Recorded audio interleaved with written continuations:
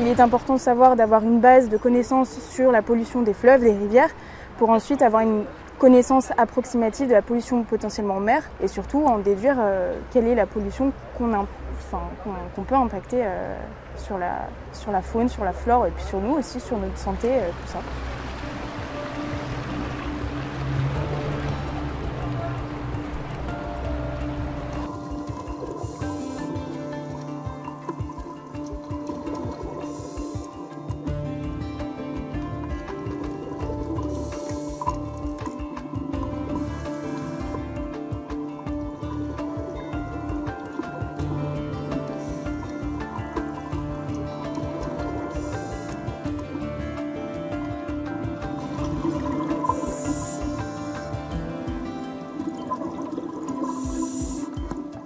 Donc du coup, pour faire ces prélèvements, on a construit des carotteurs en fait, qui permettent de faire des carottes de sédiments.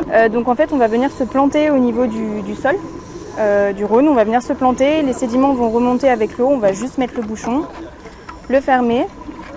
Et on a préécrit en fait, voilà, la date du prélèvement, l'entité qui prélève, ça c'est très important.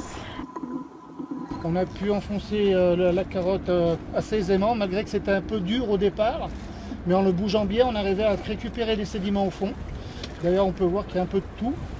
On a aussi bien du coquillage que des cailloux, que du sable. Donc après, voir ce que ça va donner en observation.